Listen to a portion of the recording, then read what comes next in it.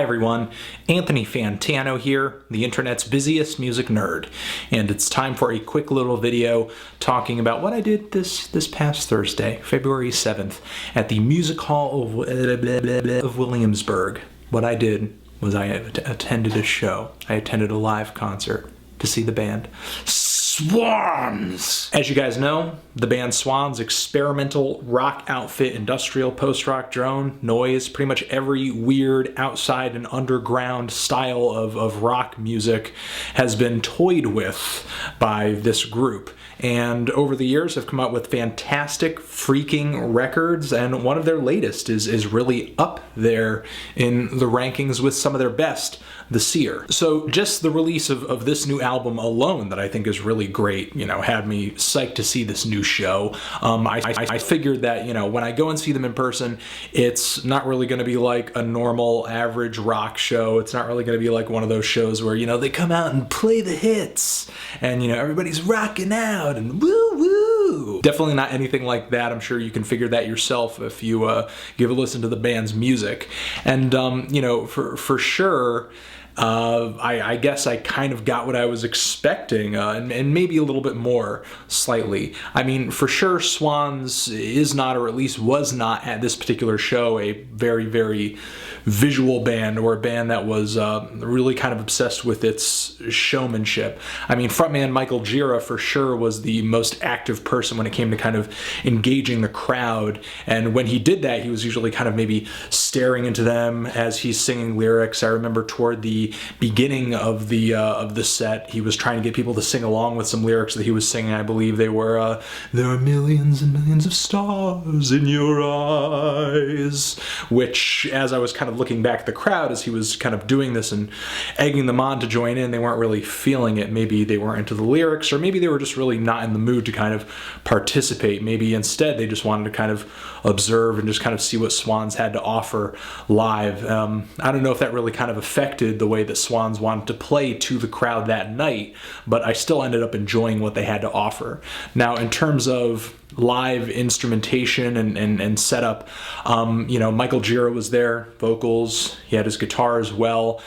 To the right of him was bass guitar, 4-string, and another guitar, rhythm guitar, occasionally playing some leads as well, and to his left, double pedal steel, and definitely the most aggressive, I've seen pedal steel played in a live setting. Now, the drums were kind of actually not all too visible, maybe to people who were front and center at the stage, but I'm sure to everybody else they were pretty obscured because Michael Gira and company had pretty much put all of their amps together into this, sort of complete wall right in front of the drum set, so that you really couldn't see too much in terms of what the drums were bringing. And to the right of the drummer in the group was someone playing, kind of just miscellaneous percussion. Hammered dulcimer was in there, which shows up on the Seer as well. I believe maybe a keyboard was somewhere in the mix. There were some bells, some extra cymbals, a gong that I don't recall being played, but I definitely remember seeing it there. So definitely not the most fleshed out instrumental setup that Swans has ever performed with live, I'm sure, and definitely not a setup that they could maybe recreate some of their more instrumentally complex songs, at least not perfectly anyway. They were able to recreate a lot of songs I've heard from them before that involve strings and stuff like that, but they're just playing them with the guitars and just kind of giving it a different live I guess sort of reinterpretation, I guess you could say. Now, as long as that word is out of the bag, I mean, I think this entire show could be kind of summed up in that single word. I mean, while Swans was playing tunes that were familiar, especially to longtime Swans fans, they really like to revise these tracks live. Like I said, they're not really all that, I guess, centered on being showmen or anything like that, or, doing a bunch of crazy visual stuff for the crowd. Like I said, occasionally Michael Gira would come off maybe a little manic, a little out there, something like that, but for the most part, they were just zoning in on their instruments and zoning into, listening to one another and just kind of, making sure that everybody is kind of in lockstep instrumentally, so that these songs, which for the most part are being kind of revised, being improvised in a way, are going over smoothly. I mean, Michael Gira, when he's not facing the crowd, he's locked into not only what he's doing, but what everybody else is doing, kind of leading the band, making signals,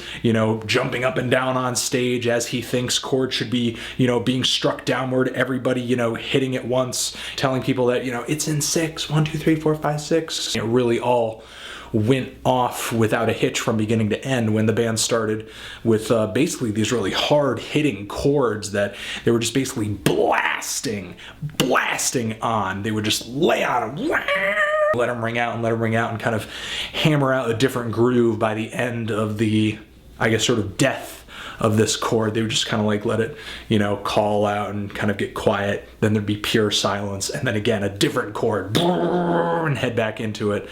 And while it definitely was not the loudest musical experience I've ever, been privy to, for sure it was one of the most abusive, because, the mere fact that this song and many other songs on here kind of had this quality where you're getting this very short moment of complete silence and then just getting blasted again with this loud, pummeling, aggressive sound, just that, that down here and then that just going from 0 to 60 in a split second again and again and again and again.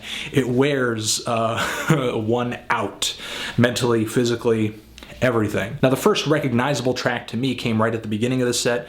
It was the song Mother of the World, which comes off the Seer. And I actually think this live version of the track was pretty awesome. The drummer was really digging into the groove with the hi-hat, playing extra little fills and 16th notes on the hi-hat in this beat that is in 3/4.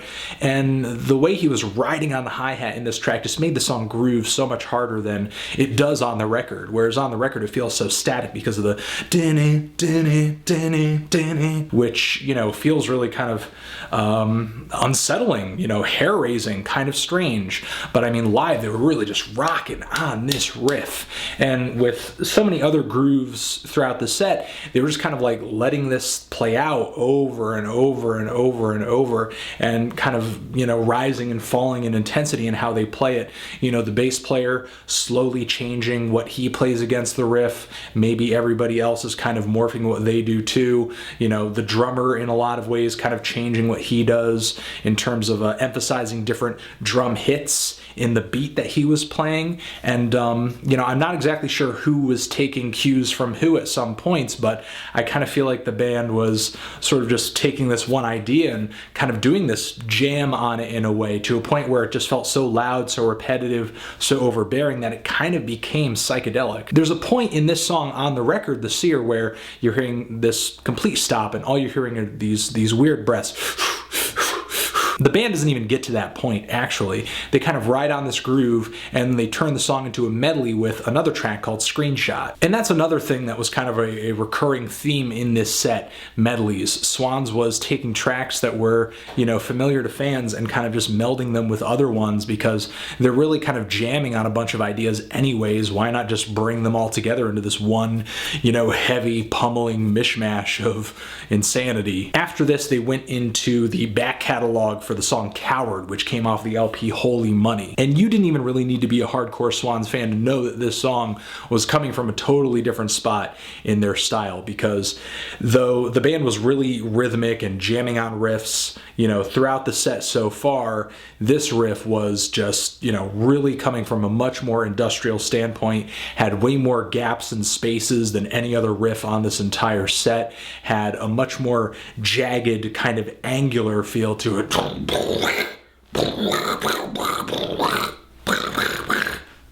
There were times where there was so much space in between certain notes in these riffs. I mean, you're hearing silence in between some of these notes, and someone would scream something insane or obnoxious in these gaps of silence that were between these riffs. But, aside from that silliness, I mean, the fact that you're just getting pummeled and pummeled and pummeled. Ugh, I mean, it was something else. After this song, the band got into some new material with She Loves Us, which is actually pretty fantastic that they have been continuing to write songs in this outfit.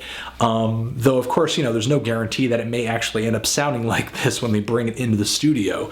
And that's kind of the thing about this live performance. If there's any kind of issue that I had with it, it's that Swans didn't really pull together many of the subtleties or the finite details that I have enjoyed on a lot of their later records, you know, past their sort of industrial period. You know, the finer details from albums like Soundtracks for the Blind, or the finer details from an album like the Seer. You know, you're not getting those pretty melodic, I guess, sort of subtleties, or at least it didn't sound like that to me with just how loud everybody was playing. I mean, it seemed like, to me, the goal with all of these tracks was to just make them as abusive as humanly possible in this single performance. Now, once the band had hit the Seer, and like I said, later brought it into this medley, I mean, they had been playing for pretty freaking long. The show ended up just being over 2 hours or so. So, I mean, you know, if there were any kind of issues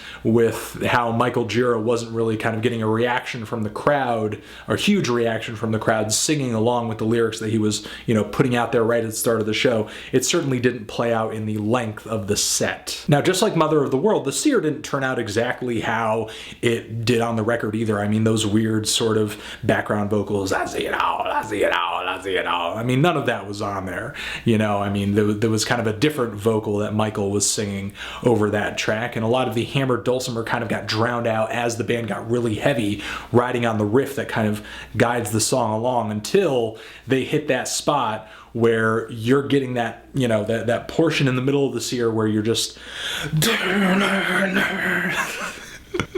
hard-hitting, banging chords that seem to go on really forever. And they really dragged it out in person, I'm telling you. And Michael was really kind of, you know, walking to stage center and then jumping to stage right, I believe, and hitting down, you know, on the guitar strings of his guitar as he was jumping to the floor. Then he'd walk back to the center of the stage, then jump and slam his guitar one more time along, you know, kind of in unison with everybody else on the stage. And he was just repeating this motion over and over and over, and it just really kind of got insane. I mean, it got kind of distracting visually to see him doing that again and again and again. I really just kind of had to close my eyes and soak in, you know, just how loud and just how pummeling the sound was becoming in this live setting. I mean, that's when I really kind of enjoyed it. Now, I mean, the track really kind of cooled down, came to a drony halt, or at least the medley came to a drony halt toward the end of it.